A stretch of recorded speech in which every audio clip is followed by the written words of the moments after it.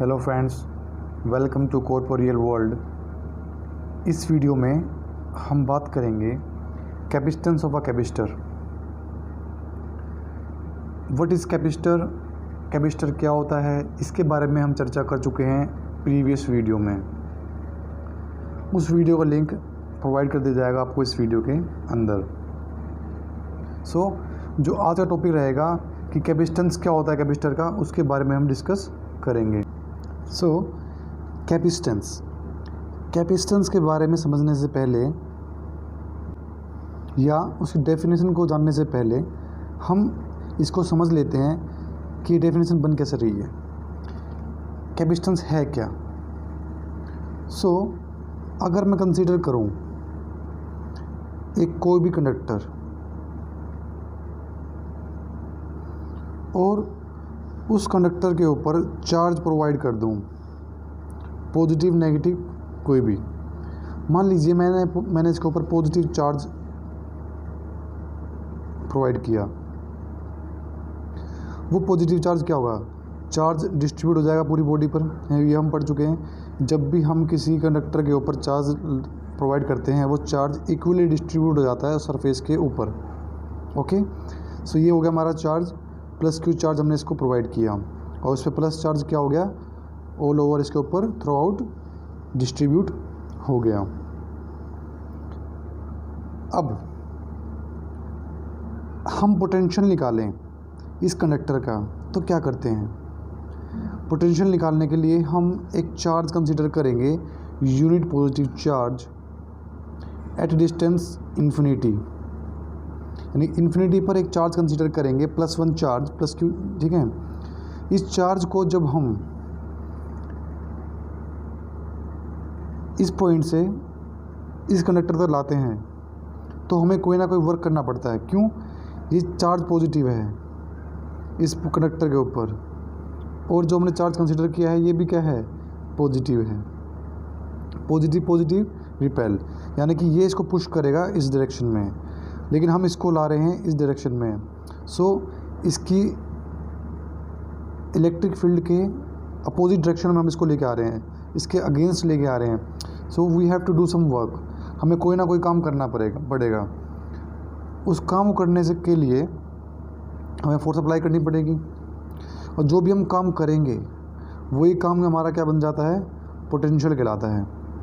Okay, जितना ज़्यादा charge इसके ऊपर होगा, ध्यान दीजिएगा, जितना ज़्यादा चार्ज इस कंडक्टर के ऊपर हम प्रोवाइड करेंगे, जितना ज़्यादा चार्ज इस पर प्रोवाइड करेंगे उतना ही ज़्यादा हमें फोर्स लगाना पड़ेगा। दैट इज़ उतना ज़्यादा हमें वर्क डन करना पड़ेगा। दैट इज़ जितना ज़्यादा वर्क डन करना पड़ेगा उतना ही ज़्यादा क्या निकलेगा हमारे पास, पोटेंशियल बनेगा। ओके, तो यहाँ से ये प्रूव हो रहा है कि जो पोटेंशियल है और जो चार्ज है वो डायरेक्टली प्रोपोर्शनल है। दैट इज़ जो पोटेंशियल है वो चार्ज के डायरेक्टली प्रोपोर्शनल है। जितना चार्ज बढ़ाओगे उतना पोटेंशियल बढ़ेगा। क्यों? अगर चार्ज बढ़ता है तो इसकी इलेक्ट्रिक फील्ड बढ़ेगी, इलेक्ट्रिक फील्ड बढ़ेगी तो स्ट्रॉन्ग इलेक्ट्रिक फील्ड होगी। उस स्ट्रॉन्ग इलेक्ट्रिक फील्ड के अगेंस्ट हम किसी चार्ज को लेके आ रहे हैं तो ज़्यादा वर्क डन करना पड़ेगा, ज़्यादा वर्क डन करना पड़ेगा तो ज़्यादा पोटेंशियल हमें मिलेगा। तो यहाँ से ये प्रूव हो रहा है कि चार्ज बढ़ाने पर पोटेंशियल भी बढ़ जाता है। चार्ज बढ़ाया आपने, चार्ज इंक्रीज़ किया आपने, तो पोटेंशियल भी क्या हो जाएगा, इंक्रीज़ हो जाएगा। ओके, नाउ अगर इसके ऊपर नेगेटिव चार्ज होता, यानी कि इस बॉडी के ऊपर हम नेगेटिव चार्ज लगाते, तो नेगेटिव और ये चार्ज हमारा पॉजिटिव, नेगेटिव पॉजिटिव को ऑटोमेटिक अपनी तरफ अट्रैक्ट कर लेता। दैट इज़ हमें कोई काम करना नहीं पड़ता। ओके, तो इस केस में वर्क डन क्या होता, 0 या नेगेटिव। ओके, इसलिए हमने यहाँ पर पॉजिटिव चार्ज कंसीडर किया ताकि पॉजिटिव रिपेल करे, हमें कुछ काम करना पड़े और हमें पोटेंशियल का पता लग जाए कि पोटेंशियल क्या है, डायरेक्टली प्रोपोर्शनल है चार्ज के। ओके, तो जैसे ही हम इस प्रोपोर्शनल साइन को हटाते हैं, जैसे ही हम प्रोपोर्शनल के साइन को हटाते हैं तो हमें कांस्टेंट मिलता है। ओके, ये कांस्टेंट क्या है, यही है कैपेसिटेंस। ओके, कांस्टेंट क्यों है? बिकॉज किसी भी कंडक्टर का, आप कोई भी कंडक्टर ले रहे हो, कोई भी कंडक्टर किसी प्रकार का ले रहे हो, उस कंडक्टर का, कैपेसिटर का कंडक्टेंस जो होती है वो फिक्स्ड होती है। अगर आपके पास कोई कंडक्टर है 3 माइक्रोफैरड का, 3.2 माइक्रोफैरड का, तो उसकी वैल्यू 3.2 माइक्रोफैरड ही रहेगी अब चार्ज, क्योंकि उसकी कैपेसिटी उतनी है, वो ये उसकी कैपेसिटी है कि वो इतना ही चार्ज को स्टोर कर पाएगा, इतनी एनर्जी प्रोवाइड कर पाएगा आपको। ओके, तो कैपेसिटेंस क्या है? कांस्टेंट है, कांस्टेंट ऑफ प्रोपोर्शनलिटी आ गया। तो ये सी क्या हमारा, ये सी हमारा क्या है? कैपेसिटेंस। सो फॉर्मूला क्या बन गया यहाँ से? सी अपॉन में V, that is charge per unit potential. So अब डेफिनेशन देखिए, डेफिनेशन क्या कह रही है? It is the ratio of charge on capacitor, that is जो हमारा कैपेसिटर था या कंडक्टर था, इसके ऊपर जो चार्ज था उसका रेशियो उस चार्ज के कारण आए पोटेंशियल के रेशियो के बराबर होता है। दोबारा समझिए, कह रहे हैं capacitance of a conductor is the ratio of charge, जो चार्ज आपने कैपेसिटर को प्रोवाइड किया है या कंडक्टर को प्रोवाइड किया है, और उस चार्ज के कारण आए पोटेंशियल का रेशियो हमें क्या देता है? कैपेसिटेंस देता है।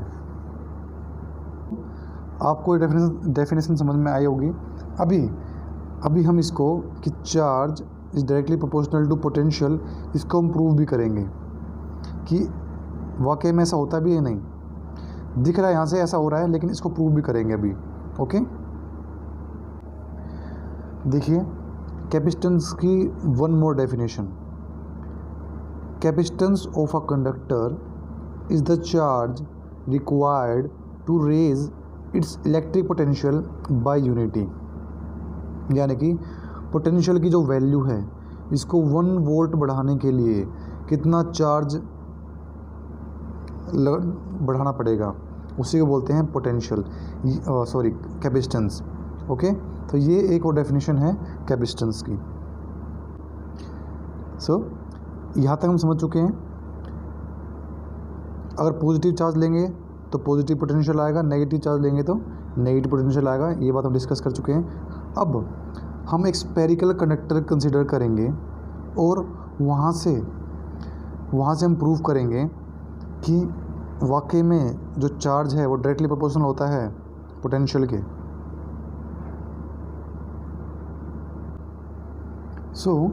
अगर हम एक स्फेरिकल कंडक्टर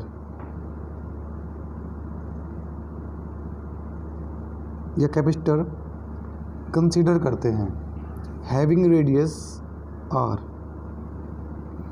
और उसके ऊपर पॉजिटिव चार्ज डिस्ट्रीब्यूट कर देते हैं, दैट इज उसको पॉजिटिवली चार्ज कर देते हैं,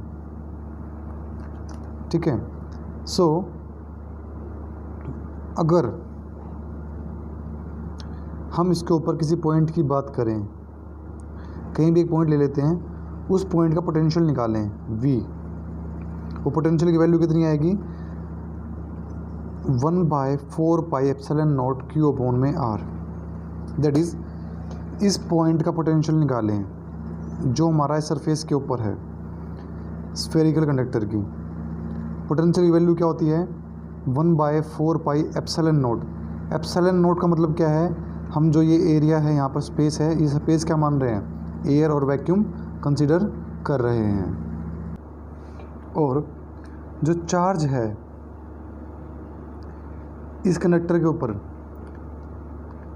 ये वेरी कर सकता है, क्योंकि हम इसको वेरी करवा सकते हैं, लेकिन जो इसकी रेडियस है स्फेरिकल कंडक्टर की, जो एक बार बन चुका है, एक बार कंस्ट्रक्ट हो चुका है, तो उसकी रेडियस भी क्या हो जाएगी? कांस्टेंट।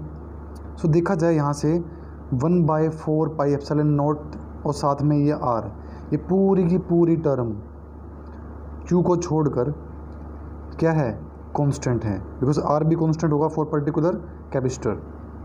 यहाँ से क्या प्रूव हो रहा है? V is directly proportional to charge. V जो है चार्ज के डायरेक्टली प्रोपोर्शनल है। ओके, यहाँ से ये बात प्रूव भी हो गई। ओके, अकॉर्डिंग टू डेफिनेशन बात करें, कैपेसिटेंस क्या होता है? Charge per unit potential. Okay, यानी कि वह चार्ज और उस चार्ज के कारण आया हुआ पोटेंशियल, उन दोनों का रेशियो निकालें तो हमें मिलेगा कैपेसिटेंस। नाउ अगर हम यहाँ पर पोटेंशियल की जो वैल्यू है 1/4πε0 उसको पुट करते हैं, 1/4πε0 क्यू बाय में आर, क्यू से क्यू कैंसिल। ओके, जो ये डिनोमिनेटर है ये ऊपर जाके न्यूमरेटर में चला जाएगा। सो यहाँ से जो सी की वैल्यू आएगी वो आएगी 4πε0 इंटू में आर, दैट इज़ 4πε0। ये कांस्टेंट टर्म है। सो यहाँ से क्या प्रूव हो रहा है? जो सी है हमारा वो डायरेक्टली प्रोपोर्शनल है किसके? आर के। That is capacitance of a capacitor, spherical capacitor की स्पेशली बात करें, capacitance of a spherical capacitor is directly proportional to its radius, जो रेडियस होगी कैपेसिटर की उसके। ओके, यानी कि अगर हम रेडियस बढ़ा रहे हैं, दैट इज साइज़ बढ़ा रहे हैं, याद करना साइज़ बढ़ा रहे हैं, सो कैपेसिटेंस भी बढ़ेगा। अगर इसकी रेडियस को 2 गुना कर दें तो कैपेसिटेंस भी 2 गुना हो जाएगा।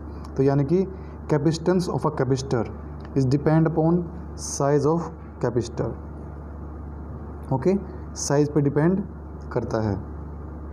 Now capacitance is a scalar quantity, ये आपको याद करना होगा, बिकॉज देखो कैपेसिटेंस क्या है? ये किसी एक पर्टिकुलर कैपेसिटर का या कंडक्टर की कैपेसिटेंस की वैल्यू है। ओके, इसकी कोई डायरेक्शन नहीं होगी, so it is a scalar quantity, ये आपको याद करनी है। अगर हम SI यूनिट की बात करें कैपेसिटेंस की, कैपेसिटेंस का फॉर्मूला होता है charge per unit potential. Charge की SI यूनिट होती है कूलम एंड पोटेंशियल की होती है volt. So coulomb per volt, coulomb per volt is the SI unit of capacitance. Capacitance was discovered by Michael farad. Michael farad is a scientist जिन्होंने capacitance के बारे में हमें बताया था। ओके, सो एक अनदर यूनिट बनाई गई कैपेसिटेंस की, उसे बोला गया farad. Another unit of capacitance is farad, और मेनली इसी को ही यूज़ करते हैं, फेराड को। जब भी आप किसी कैपेसिटेंस को देखें, कैपेसिटर को देखेंगे, तो कैपेसिटर की जो कैपेसिटेंस होगी वो उस पर लिखी होगी हमेशा फेराड्स में। यहाँ पर जब भी आप किसी कैपेसिटेंस को खरीदते हैं तो हमेशा देखना उसके ऊपर जो वैल्यू लिखी होगी वो फेराड में ही लिखी होगी। लेकिन farad is very big unit basically. जो फेराड है बहुत ही बड़ी यूनिट है। सो हम इसको डायरेक्टली यूज़ नहीं कर सकते कि 1 फेराड का कैपेसिटर ले लिया, 2 फेराड का, नहीं, इज़ नॉट पॉसिबल। क्यों पॉसिबल नहीं है इसको भी प्रूफ करेंगे, लेकिन इतना पता है कि ये बहुत बड़ी यूनिट है, ठीक है। सो इसलिए हमारे पास 1 फेराड का कैपेसिटर बनाना भी इम्पॉसिबल हो जाता है, बहुत ज़्यादा मुश्किल हो जाता है, बना ही नहीं सकते पहली बात तो। Okay, so that is why हम क्या करते हैं, हम फेराड तो यूज़ करते हैं लेकिन इसको माइक्रो में, नैनो में और पीको में, दैट इज़ 10⁻⁻⁶, -9, -12, -15 फर्मी, एंगस्ट्रॉम 10⁻⁻10 इनमें यूज़ करते हैं। क्यों? ताकि हमारे जो कैपेसिटर है, कैपेसिटर का साइज़ ज़्यादा बड़ा ना हो जाए। बिकॉज 1 फेराड का कैपेसिटर अगर बना रहे हो उसका साइज़ इतना बड़ा हो जाएगा कि उसको हैंडल करना ही मुश्किल हो जाएगा आपके लिए।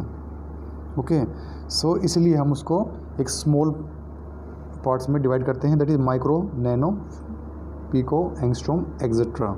ओके, क्यों कर रहे हैं ऐसा? देखिए, प्रूव करते हैं। देखिए, अगर हम इसको प्रूव करें कि 1 फेराड का कैपेसिटर बनाना इम्पॉसिबल क्यों है। अगर मान लीजिए कैपेसिटर बनाना आपको 1 फेराड का, दैट इज़ 1, ओके, तो उसकी रेडियस निकालते हैं अगर आप, तो क्या आएगी? देखिए 1/4πε0, 1/4πε0 एप्सिलॉन नॉट की वैल्यू होती है 9 इंटू 10 की पावर 9। 4 पाई एप्सिलॉन नॉट की वैल्यू निकालें तो इसको वहाँ ले जाएंगे और 9 इंटू 10 की पावर 9 को नीचे ले आएंगे इस प्रकार से।